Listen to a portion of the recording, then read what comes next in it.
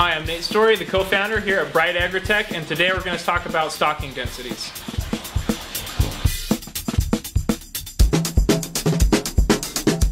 So, if you have questions about stocking density, you're not alone. There's a lot of folks out there that contact us saying, how many fish should I have in my system? How many fish do I need to put in my tanks? How many fish per gallons of water? And they try, because they think it's this really simple ratio thing. You should always have this many fish per this many gallons. But it really just depends on how much biofiltration is in your system, and depends on what you're trying to do with your system.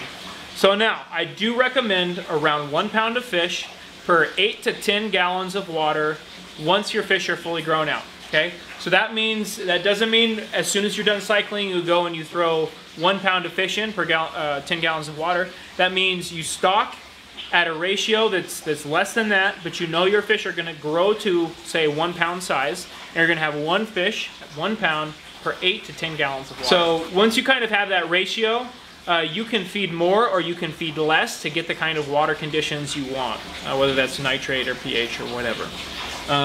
But that's generally what you want to try and start with. It's going to make your life a lot easier than going with some heavier stocking density. A lot of people are going to talk about how, you know, in a 285 gallon IBC you can grow out 50 pounds of fish or 100 pounds of fish. Yes, you could if you were a commercial aquaculturalist and if you had oxygen injection and all this other fancy equipment that you don't have. So for simple aquaponic systems, think about 1 pound per 8 to 10 gallons, and you're just going to vary then your feed rates to get what you want out of the system.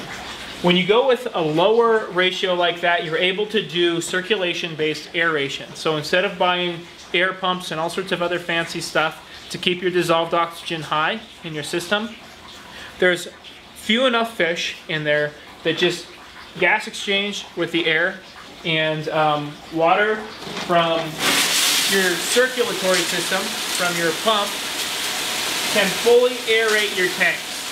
And that's really important if you're trying to save money and just get a very simple, fail-safe system that will operate under any conditions and with a broad host of problems. So that's what I recommend.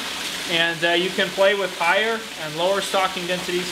Again, it's not a huge deal. It just makes it easier on you. Have lower densities and higher oxygen, and then vary your feeding rates. So that's just a real brief introduction to stocking densities. If you guys have any other questions, feel free to post them below. Check out our other videos and check out some of our other offerings here on YouTube and also on our website.